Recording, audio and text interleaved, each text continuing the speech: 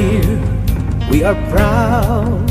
We want the world to come to us and be a part of our hopes, of our dreams, of our new beginning. We will make a different start.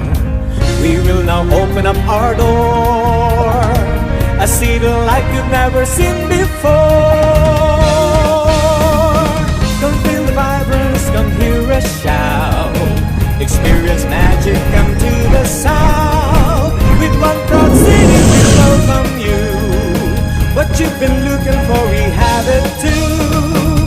With our commitment we want you to know that we are here and we're about to show that Naga smiles to the world. Naga smiles to the world.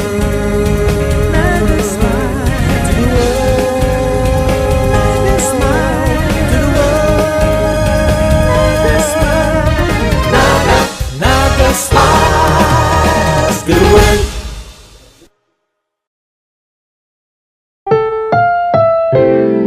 Ang susunod na programa ay rated PG. Ito ay nangangailangan ng patnubay at gabay ng magulang para sa mga batang manonood.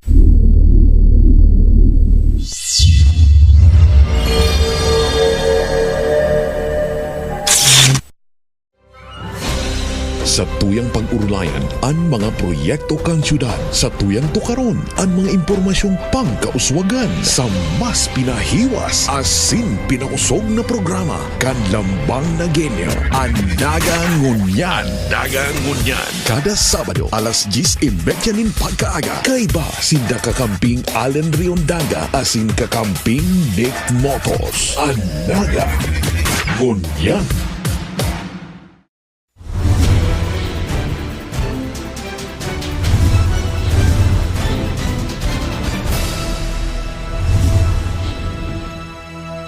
Sa pasada kan mga bareta.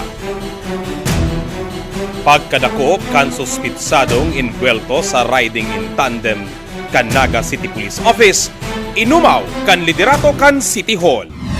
Ginawadan ng Certificate of Commendation kan nakaaging Lunes si Police Senior Superintendent Narciso Damaso Domingo, ang Director kan Naga City Police Office sa pagkakadakop kan sarong suspect asin miyembro nin inaapod na criminals using motorcycle.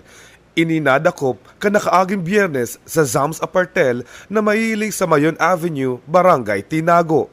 Kung manunutaran, dakol ng insidente ng pag-snatch kan mga daimabistong suspect na nakasakay sa motorsiklo digdi sa syudad ni Naga.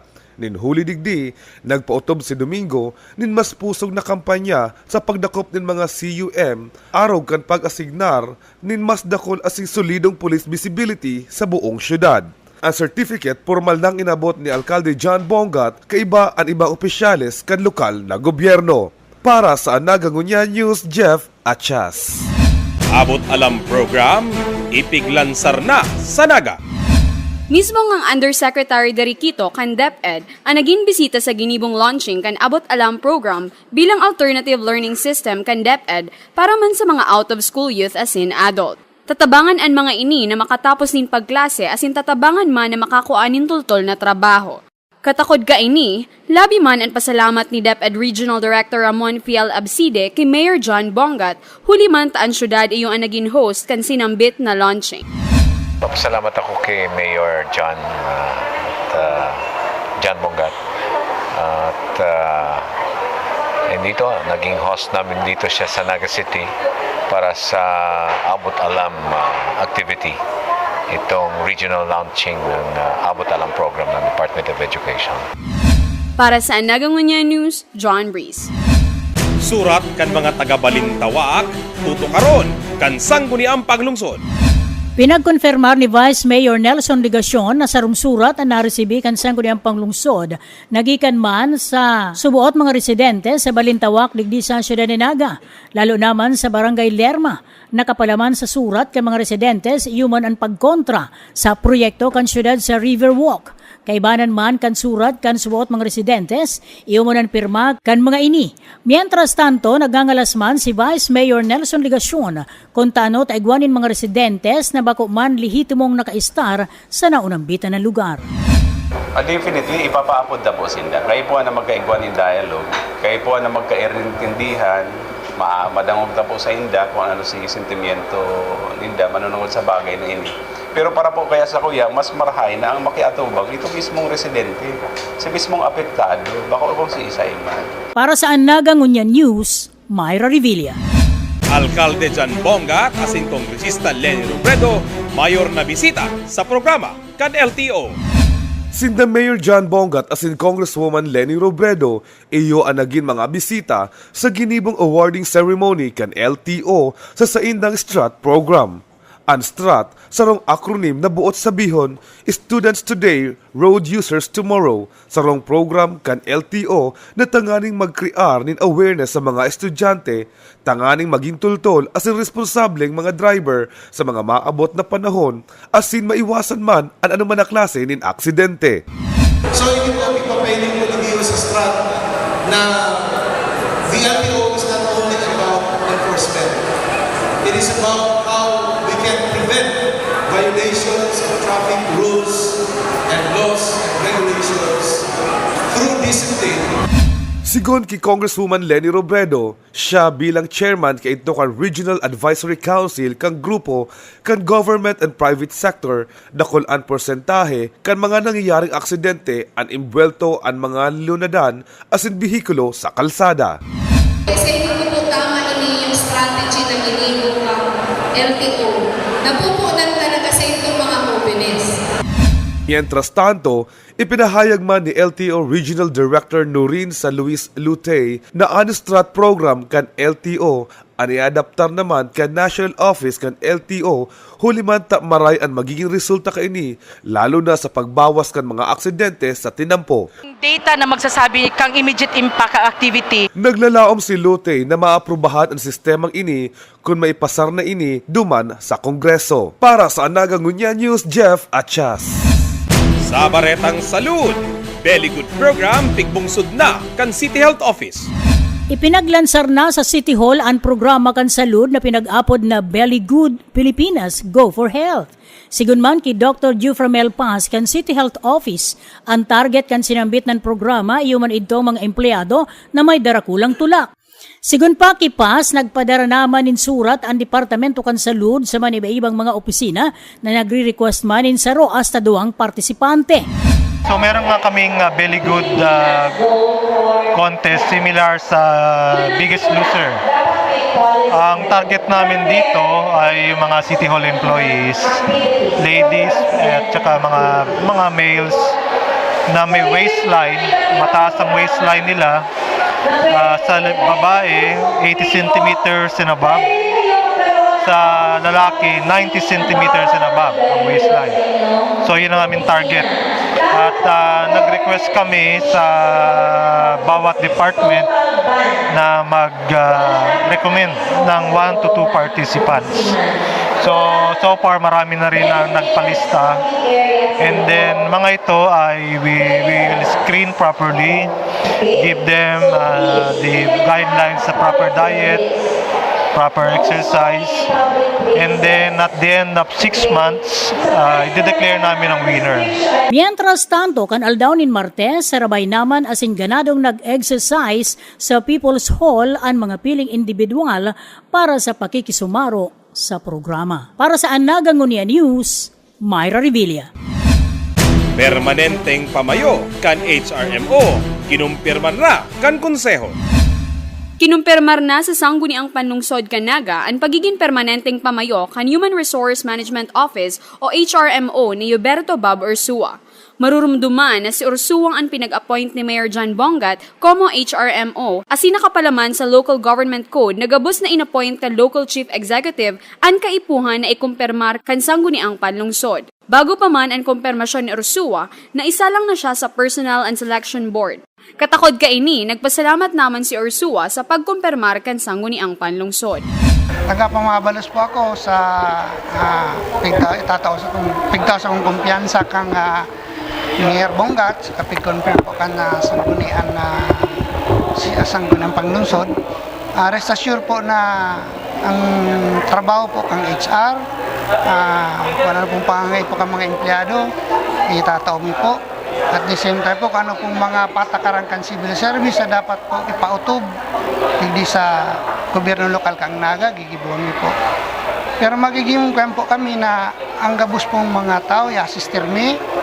Pagkatapos po, i-assist me po sila, i-assistir me. Tapos tatanami po ng reward sa mga empleyado pong talagang naglalapigot na mapakaray po ang serbisyo di sa syudad kang Naga. Mientras tanto, pinagkompirmar man ni Ursua na sa Laan Barreta na overstaff ang mga empleyado kan syudad. Dahil po, actually po, gulpi pa nga ni pong pigahagad na additional na empleyado, pero po kita basang na taong additional na employee po. Piga-assista po yan, kunugaman na po pwedeng mag-gibo kaya na yaon na sa laog, na deman po grabe ang load, tinatawta po yan. Nasanay po kaya kita na kung po pwede po nag-dual function kita, kung po pwede po, gigibuhon ta po yan. Para sa Anagangunya News, John Breeze. Barangay Anti-Drug Abuse Council o BADA, pigpa sa irarom sa training seminar. Para mapapusog pa ang kampanya kontra kan droga sa kada barangay, liwat nagkondusir nin sarong Capability Building Seminar ang Naga City Dangerous Drug Board o NCDDB sa pangenot ni Toti Importante para sa mga miyembros kan Barangay Anti-Drug Abuse Council o BADAC. Para ma-enhance ang kaaraman ninda kan sa ilang mga duties, function as BADAC. Then to effectively discharge of these duties, tangariga kanya-kanyang barangay kaya may kanya-kanyang plano, kanya-kanyang sitwasyon. So at least aramin na kung anong gigibuhon ninda. Ang BADAC iyo ang nagpaplano, nag-iimplementar as nag-ibalwar kan mga drug abuse prevention programs para sa indang nasakupang barangay. Presente sa pagtiripon ang mga punong barangay sa siyudad ni Naga. Si Riman ang sa indang mga kairiba sa kampanya manungod sa pagsuplong kan droga. Kung manunutaran, kadaklan kan mga krimen bako sa nadigdi sa siyudad, dara kan paggamit nin droga. Para sa Anagangunya News, Jeff Achas. Pagpalsok nin mga ilaw, tampok sa Earth Hour at sa Nabanggi. Papanginutan ni Mayor Jan Bongat ang Earth Hour sa Atiana Pagkabanggi sa SM City. Pupunan alas 8:30 nin Pagkabanggi asin matatapos alas 9:30. Ang Earth Hour madurar nin sarong oras na pag-switch off kan supply nin kuryente sa mga residential area, mga establishmento komersyal asin iba pa na mataokan sa indang asigurasyon na magpartisipar sa aktibidad. Kairiba naman digdi, human an man iba-ibang sektor kan sosyedad asin maiba man sa countdown. An Earth Hour ang sarong dakulang tabang para man makatipid nin enerhiya o elektrisidad. Sa entrevista kan Anagangunya News kay Enro Oscar Orozco, sinabi ka ini. So ngunya na taon ang theme climate change ang bot sabihon isusuppress ta ngunyan si padagos na paglala kang mandatang epekto kang panahon. So ang Naga City pigigibo ini taon-taon poon kang 2003 na kung sain ang lokal na gobyerno nakipagpartner sa International Climate for Local Initiative, Environmental Initiative, ICLEI, na kung sain nag-develop kita ning milestone as in conservation, as in retrofitting kang gabos na building ang saro sa milestone na piga-advocate kang lokal na gobyerno. Mientras tanto, daiman totalmenteng isi-switch off ang supply ning kuryente digdi sa Naga. Ninhuli ta daiman kairiba digdi ang mga hospital, klinika, asin ang mga street lights para man sa seguridad kan syudad.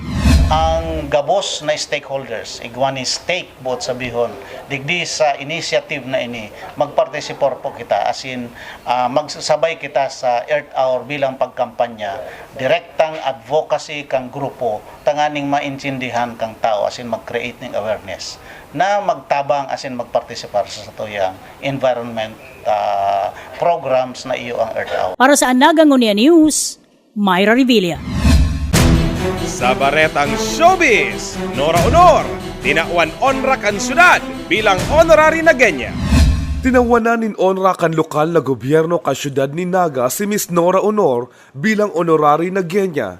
Kasabay kaini, ang joint on collective motion na ipasar naman sa sangguniang panglungsod ang sarong resolusyon para sa siring na katuyuhan matapos man ang endorsement ni Mayor John Bongat. Sigon kay Vice Mayor Nelson Ligacion sa Anaga Ngunya News, nagpadara ng surat sa siyudad si Tito Valiente, Director kan Institute for Bicol History and Culture kan Ateneo de Naga University. Pinapaisip po niya sa lokal na gobyerno Kanaga na ang Ateneo matao po nin Bulawan Bicolnon, which is the highest award that the university can give to a Bicolano or Bicolana artist. Si Miss Nora Honor na sarong Irigenya ang papangaranan bilang honorary na genya ninhuli man ka sa iyang naging kontribusyon sa pagkakabisto ka syudad ni Naga sa pag-arte. Si Nora ang nag-ayon ka ito sa mga singing contest as hindi di siya nagpuon sa Naga sa entablado na kung apodon ka ito Plaza Kiosk na ngunyan Plaza Quezon. Considering that she is a Bicolana, although she came from Iriga City, but then she was also known to have represented Naga City, minarahita po na pangaranan po siya o kaya i-acknowledge siya bilang honorary na ganyan. Isa sa mga pinaka-importanting award na binawkan ako at isa sa puso ko manan. Hindi ko yung piglingawan, talagang iti-treasure ko po yan. Saro pa sa pagbisto kinora iyo ang pagsusog sa iyang pangaran kasarong klase ning kape sa sarong restaurant sa Naga. Ang kape Elsa na kung sain Elsa ang pangaran niya sa sarong sikat na pelikulang may titulong Walang Himala. Kabaing man kaini, ang siyudad Kanaga ang nagtaon naman kay ito nin honra kay Dipontong Arsobispo Leonardo Ligaspi bilang honorary na genyo. Para sa Anaga Ngunya News, Jeff Achas. Simultaneous earthquake drill, matrayumpong ginibo. Isinagibo kan suudma sa SMCT Naga ang nationwide simultaneous fire and earthquake drill na pinanginota ni Alcalde John Bongat na iyo ang nagsirbing incident commander. Maswerte kita na hindi sa Naga, hindi sa SMCT Naga. Gigibuon ninyo ay napuntang nationwide simultaneous earthquake drill para sa Bicol, hindi gigibuon sa Naga. As in, hindi matitesting ang preparedness. Mas maray kaya na nagpa-practice kaya sa daig. Kanin kung talaga igwa ng siring na katibadan. Di na parang i-receive ko ang gigibuon. Tapos magkakaigwa ng assessment kung tama baga sa oras, tapos sa mga hero, itong pag-evacuate ng mga tao sa loob ka, sarong dako ng edificio, arong ka sa mall. Ang fire and earthquake drill base sa kasuguan na pinaluwas kan Office of the Civil Defense para pakusugon asin purbaran ang kahandaan kan man iba-ibang institusyon kan lokal na gobyerno in kaso magkaigwang linog asin kagsulo sa syudad. 11,740 empleyado kan SMCT Naga ang nagpartisipar sa nasabing drill asin nagpailing nin tamang pagresponde sa tabang naman kan manlain-lain na institusyon arog kang Bureau of Fire Protection, Philippine National Police, Philippine Red Cross, Naga City Disaster and Risk Reduction Management, Public Safety Office, Naga City Hospital, City Health Office, Bicol Medical Center asin ang 9th Infantry Division of Philippine Army. Nagpahayag manin sa iyang mensahe si Engineer Wesley Villanueva, ang mall manager kan SMCT Naga. The immediate thing incident, especially this earthquake, is safety ng mga employees, safety of our customers. Kaso yung purpose may hindi. Para sa Anaga Ngunya News, John Breeze. Summer program for the employment of students nagpuna. Ginatos na mga jóvenes na binipisyaran. Para sa padagos na pagtaonin asistensya sa mga jóvenes na nagkaklase alagad gustong makaresibinin pagsustinir sa saindang edukasyon, liwat na naman ang pinagbuksan kan gobyerno lokal kang Naga na Special Program of Employment for Students o SPES. 1,150 na mga beneficiary ang nagatindir kan ipinagpaapon na orientation sa Naga City People's Hall kanakaaging aldawnin Martes sa pangenotman ni Public Employment and Services Officer Ruel Olivera. Digdi na pag-ulayan ang magiging responsibilidad na atubangon kan mga napili. Siring man ang mga benepisyo na sa indang mariresibi bako sa nang sa monetary monetaryong halaga kundi an sa indang makukuang eksperyensya. Ang SPES pinagbubuksan taon-taon para man sa mga estudyanteng taga-Naga na gustong magtrabaho habang bakasyon. Ang Metro Peso nagkukuanin 350 mga recipientes na igwaman 150 batch kada taon. Ang 50 digdi. Sigun man ki Oliver, ia-assign maski nagpuroon na naman ng klase asin matrabahong part-time sa irarom kan Learn and Earn program. Para sa Naga Ngunia News, Myra Revilla. Mga preparasyon sa Semana Santa, kasado na. Pinahayag kan simbahan kan Cáceres na sinda nakaandam na sa gabos ng mga aktibidades na nakatalaan gibuhon ngunyan na Semana Santa. Sa paagi ni Father Louis Oxiano, ang namamayo kan Cáceres Commission on Communication, ipinaabot kan Archdiocese kan Cáceres ang sa indang mensahe sa gabos na laiko ngunyan na Semana Santa.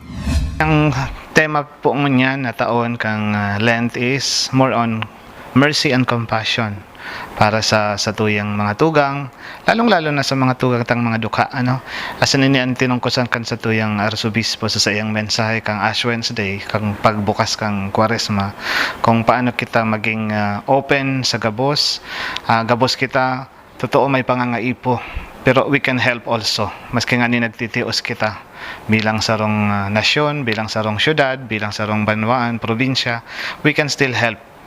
And also, tangaling maging bukas kita sa lambang saro, the best way to help is spiritually. Para sa Naga Ngunia News, Jeff Achas.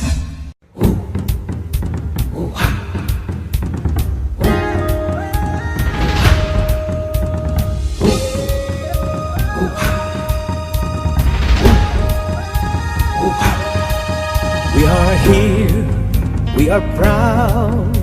We want the world to come to us and be a part of our hopes, of our dreams, of our new beginning. We will make a different start.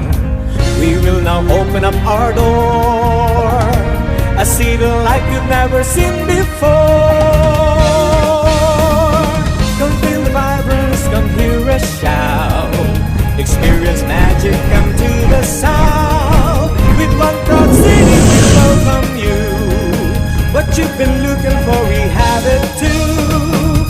With our commitment, we want you to know that we are here and we're about to show that Naga smiles to the world. Naga smiles to the world. Naga smiles to the world. Naga smiles to the world. Naga smiles. Naga smiles to the world.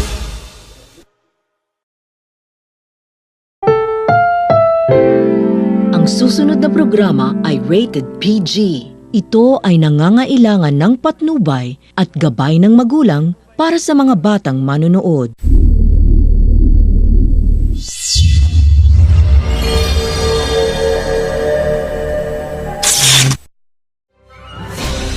Sa tuyang pag-urulayan, ang mga proyekto kang syudad. Sa tuyang tukaron, ang mga impormasyong pangkauswagan. Sa mas pinahiwas, asin pinausog na programa. Kanlambang na genyo. Ang Naga Ngunyan. Naga Ngunyan. Kada Sabado, alas 10:30 nin pagkaaga. Kaiba, sinda kakamping Allen Riondaga, asin kakamping Nick Motos. Ang Naga Ngunyan.